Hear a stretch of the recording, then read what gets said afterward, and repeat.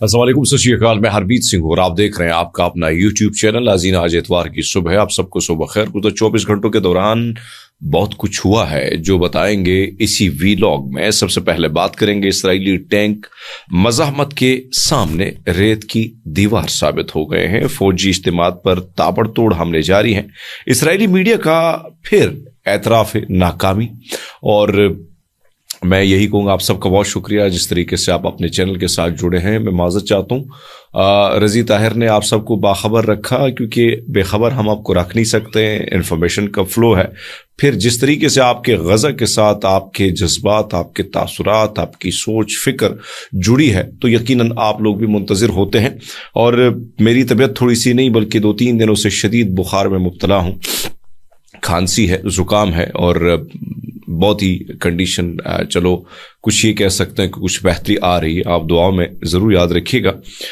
मगरब की हिमायत याफ्ता, मैं ये लफ्ज़ मगरब का इसलिए इस्तेमाल करता हूँ, उसकी वजह यह है कि कम से कम एक सोच होनी चाहिए। वो मगरबी दुनिया है जो इंसानी हुकूक की बात करती है, और इंसानी हुकूक पर जब भी कुछ कुत्ता मर जाता था तो उनकी चीखें चिल्लाने की। लेकिन गज़ा में जो जुल्म हुआ है, जो ज्यादती हुई है, उस पर इनकी हुकूमत अवाम बोली है। अवाम को मैं क्रेडिट दूंगा, वो पाकिस्तान से ज्यादा बोली, वो दीगर ममालिक से ज्यादा बोली है। सबसे ज्यादा एहतजाज उन्हें किया, ठंडे ठार मौसम में एहतजाज किए।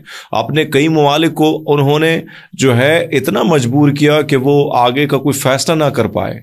यानी उनके कनाडा को आप देखें, दीगर ममालिक को देखें, नॉर्वे को देखें, हर तरफ से उनकी अवाम ने उनको मजबूर किया। लेकिन फिर भी मगरबी हुकूमतें जो है वो तो इसराइल को बचाने के दर पे है। आप देख रहे हैं शहादतों की तादाद ज्यादा है, 45,600 के करीब शहादतें हो चुकी हैं। लेकिन तिल अबब के खिलाफ कार्रवाइयां जारी हैं। और अल-कसाम ने शुमाली गजा की पट्टी में जबालिया अल बलद के मशरक में पेशकदमी के महवर पर 4 मिरकावा टैंकों को धमाका खेज आलात से निशाना बनाकर तबाह कर दिया है। आप अंदाजा लगा सकते हैं कि उसके अंदर जो अमला शामिल है, और जो फुटेज मेरे सामने आई है, उन फुटेज में तो अमला भी जलकर खाकस्तर हो चुका है। इसी तरह नतियूत नामी इसराइली बस्ती को क्यों 18 रॉकेटों की बौछार से निशाना बनाया गया। शुमाली गजा की पट्टी में जबालिया कैंप के मगरब में एक और मिरकावा टैंक को शाश धमाका खेज डिवाइस से भी निशाना बनाया गया। अल नसर ब्रिगेड के साथ मुश्तरका ऑपरेशन में वस्ती गजा की पट्टी के अल ब्रिज कैंप के मशरक में एक इसराइली अपाची हेलीकॉप्टर पर साम मिसाइल फायर किया गया। मकबूजा मगरबी किनारे में नाबलस के बलाता कैंप के गिर्द इसराइली फौजी गाड़ियों के काफिले को भारी गोलियों से बौछार से निशाना बनाया गया। शुमाली गजा की पट्टी जबालिया कैंप के मशरक में सिविल एडमिनिस्ट्रेशन के मुकाम पर मौजूद इसराइली फौजियों के एक इज्तिमा को माटर गोलों से निशाना बनाया गया है। अब आप देखिए, मज़ाहमत की जो कारी ज़रब है उसमें कमी नहीं आ रही। वो हिम्मत और इस्तिकामत, सब्र और बहादुरी का मुजाहरा उसी तरह कर रहे हैं जिस तरीके से वो माजी से में करते चले आ रहे हैं। इसराइली मीडिया ने गजा की पट्टी में 15 माह से जारी जंग में अपने बयान करदा अहदाफ हासिल करने में नाकामी का एतराफ किया है, और इस बात पर जोर दिया है कि काबिज रियासत गजा के महसूर फलस्तीनी सरजमीन में रहने की कीमत खून के जरिए अदा कर रहा है। हेब्री जुबान के अखबार मारीव ने जुमे को एक इसराइली तहकीकाती सहाफ़ी एलोन बेन डेविड को एक मजमून में कहा कि काबिज अफवाज फलस्तीनी मज़ाहमत तहरीक हमास को कभी ख़त्म नहीं कर सकेगी, और गज़ा में मुक़ीम इस मुकाम को यानी ग्रोह की हिमायत करने वालों को मारना मुमकिन नहीं है। हत्ता कि 1 साल से ज़्यादा अरसा तक तबाहकुन यानी जारियत हुई है। अखबार ने कहा कि वहां पर हर दिन गुजरना अपना खून का हिस्सा मांगता है, और अब इसराइली फौज IDF गजा में चौथे दस्ते की कार्रवाई के लिए तैयार कर रही है। फिर से कहा जाना चाहिए कि हम कभी भी हमास की हिमायत करने वालों को मारने में कामयाब नहीं होंगे। उन्होंने मजीद कहा कि गजा में उनकी तादाद एक लामुतनाही जखीरा है। हम आखिरी रॉकेट और आखिरी RPG को तबाह नहीं कर सकेंगे। इसराइली फौज के तवील क़याम पर जोर देते हुए अखबार ने कहा कि इसराइली फौज इन वजूहात की तलाश में है जो उसके तवील क़याम और खून बहाने को जवाज़ फराहम कर रही है। ہم غزہ کی جنگ میں ہمیشہ کے لیے الجھ سکتے ہیں، مگر حتیٰ کہ فوجی کمانڈروں کی آوازوں میں ہم شک کا سامنا کرتے ہیں جب وہ اس مشن کی اہمیت کو بیان کرتے ہیں۔ اخبار نے کہا کہ قابض افواج کو علاج اور بحالی کی ضرورت ہے، اور مزید انہوں نے کہا کہ ہماری جنگ اس سال ختم نہیں ہوگی، لیکن اسے ضروری حدود تک محدود کیا جا سکتا ہے اور غیر ضروری خون بہنا روکا جا سکتا ہے۔ نیا سال ہمارے لیے سب سے بڑی ذمہ داری یہ ہوگی کہ ہم جو کچھ ٹوٹ چکا ہے اسے ٹھیک کریں تاکہ ہمارے پاس لڑنے کے لیے کچھ باقی رہے۔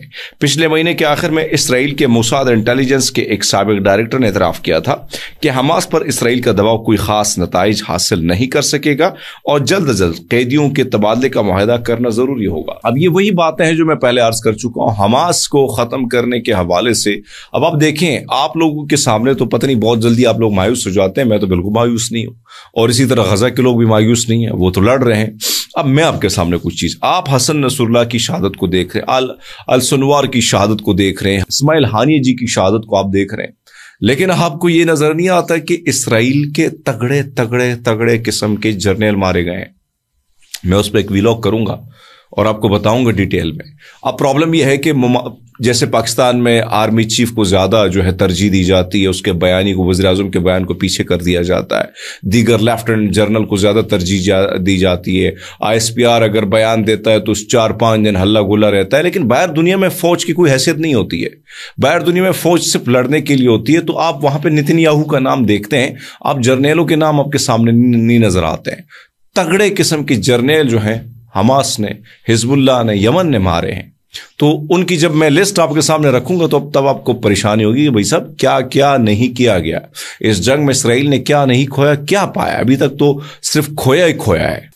جو بائیڈن نے کہا ہے کہ امریکی صدر جو بائیڈن نے کی حکومت نے رپورٹ کے مطابق اسرائیلی حکومت کو 8 ارب ڈالر کے ہتھیاروں کے معاہدے کی پیشکش کرنے کا منصوبہ بنایا ہے، جو واشنگٹن کی قابض ریاست کی نسل کشی جنگ کے لیے غیر متزلزل حمایت کا حصہ ہے، جو محصور غزہ کی پٹی میں جاری امریکی نیوز ویب سائٹ جو غیر نامزد ذرائع کے حوالے سے کہا کہ امریکہ محکمہ خارجہ نے کانگریس کو غیر رسمی طور پر اسرائیل کے ساتھ 8 ارب ڈالر کے ہتھیاروں کے معاہدے کی اطلاع دی ہے۔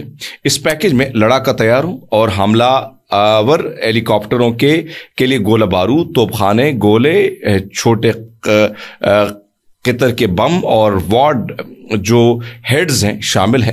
ورجینیا میں واقع نیوز ویب سائٹس نے ایک ذرائع کے حوالہ دیتے ہوئے کہا کہ ہتھیار فروخت جیسے ایوان نمائندگان اور سینٹ کی خارجہ تعلقات کمیٹیوں سے منظور درکار ہے۔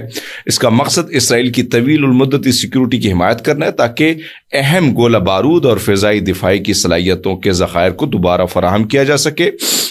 بائیڈن انتظامیہ کے حق میں ایران اور اس کی پراکسی تنظیموں نے جارحیت کا دعویٰ کرتے ہوئے حمایت پر زور دیتے ہوئے اس ذرائع نے کہا کہ ہم اسرائیل کے دفاع کے لیے ضروری صلاحیتیں فراہم کرتے رہیں گے۔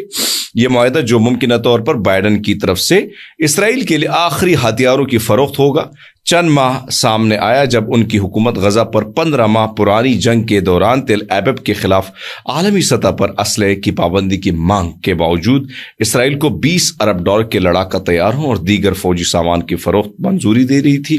بائیڈن نے 20 جنوری کو وائٹ ہاؤس چھوڑے گئے اور ان کی جگہ منتخب صدر ڈونلڈ ٹرمپ لیں گے، جو اسرائیل کے حق میں واشنگٹن کی پالیسی کو آگے بڑھانے، اسرائیل کی حکومت جنگی مشینوں کو تقویت دینے کے لیے کام کریں گے۔ اس میں کوئی شک نہیں۔ اب جو میں لفظ مغربی دنیا کہا اس میں امریکہ سرفہرست ہے، اور امریکہ جس طریقے سے سپورٹ کر رہا ہے وہ آپ کے سامنے ہے۔ بارود بیچتا ہے، بارود سے خون کی ہولی کھیلی جاتی ہے، اور اس خون کی ہولی جتنی لاشیں گرتی ہیں اتنا ہی فائدہ جو ہے وہ امریکہ کا ہوتا ہے، کیونکہ وہ ڈالر بیچتا ہے اور اس نے اسرائیل کو بچانا بھی ہے، گریڈ گیم کے حصے کے طور پر اس کو استعمال بھی کرنا ہے۔ تو یہ آپ عدد و شمار ہے جو ہم کے سامنے رکھ رہے ہیں۔ اسرائیلی فوج نے 7 اکتوبر 2023 سے اب تک تقریباً 45,658 فلسطینیوں کو شہید کیا گیا، جبکہ 1,08,583 دیگر زخمی ہوئے۔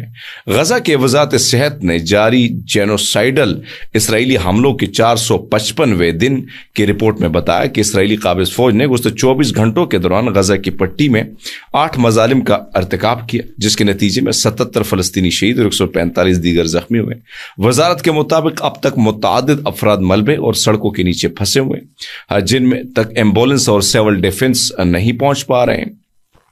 گزشتہ 2 دنوں کے دوران شدید بارشوں نے غزہ کی پٹی کے مختلف کیمپ پناہ گاہوں میں موجود 1542 خیموں کو پانی میں ڈبو دیا ہے، جہاں مجبوراً نقل مکانی کرنے والے خاندان رہائش پذیر ہیں۔